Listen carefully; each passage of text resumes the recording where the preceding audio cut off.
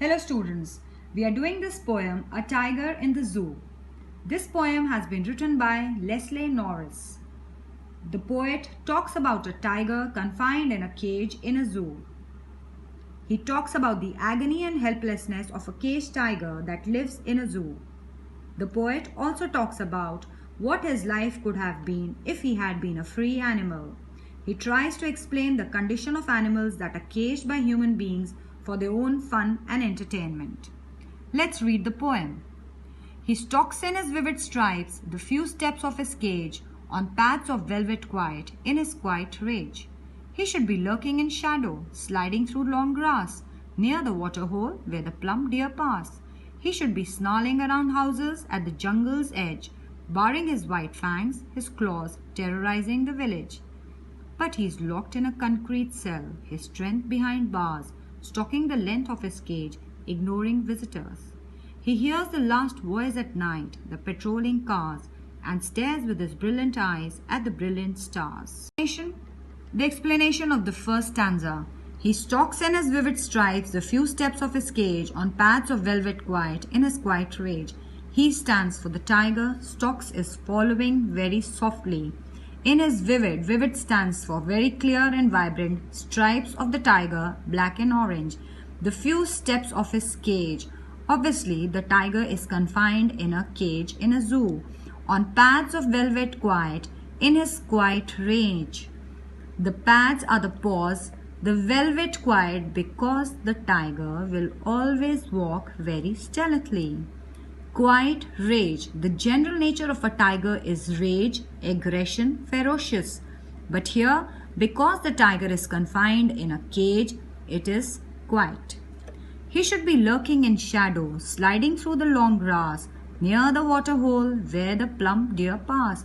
Now the poet says, if the tiger had been open in the wild, the tiger would have been moving around stealthily in the dark, sliding through the long grass near the water hole where the plump deer pass, looking for the deer as its prey.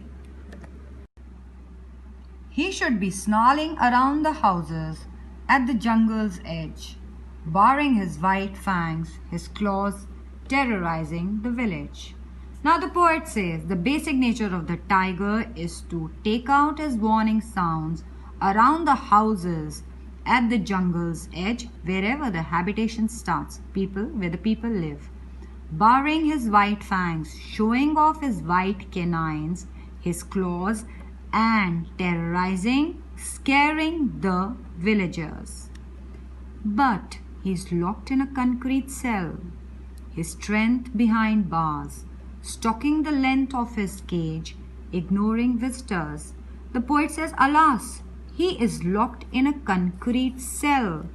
Concrete cell is the cage. His strength behind bars. All his strength has been behind the bars. The bars are the cage. Stalking the length of his cage, ignoring visitors. He is not interested in the visitors. He hears the last voice at night, the patrolling cars, and stares with his brilliant eyes at the brilliant stars. Now the tiger has no choice. He listens to the last voice at night. This is the voice of the patrolling cars, the security people at the zoo. He looks constantly at the brilliant stars with his brilliant eyes and is confined in the cage. Okay, let's talk about the rhyming scheme used by the poet. A, B, C, B. In the stanza 1, stripes, cage, quiet, and rage. Cage and rage are rhyming words, so they take a B, a B. Stripes takes a A, and quiet takes C. So the rhyming scheme of stanza 1 is A, B, C, B. You can also write it as 1, 2, 3, 2. Similarly, in stanza number 2, shadow, grass, and pass, and hole. A, B, C, B. Similarly, in stanza number 3, it is A, B, C, and B. The entire poem has the rhyming scheme as A, B, C, B or 1, 2, 3, 2. Now coming back to the poetic devices used by the poet. First is alliteration. Alliteration is when the first letter of the word is repeated. For example, in line number 1, he stalks in his vivid stripes. The letter S and S is repeated. It is alliteration. You can find the rest yourself. The second poetic device is oxymoron. Oxymoron means when two opposites are used in a line. Here, quiet and rage. Quiet means very soft. Rage is patient. You can find the rest yourself. The second poetic device is oxymoron. Oxymoron means when two opposites are used in a line. Here, quiet and rage. Quiet means very soft. Rage is anger, aggression. So these quiet and rage are two opposite words. So it is an oxymoron. The last poetic device is personification. In the first line we see the poet addresses the tiger as he, as if he is addressing to a human being. This is personification.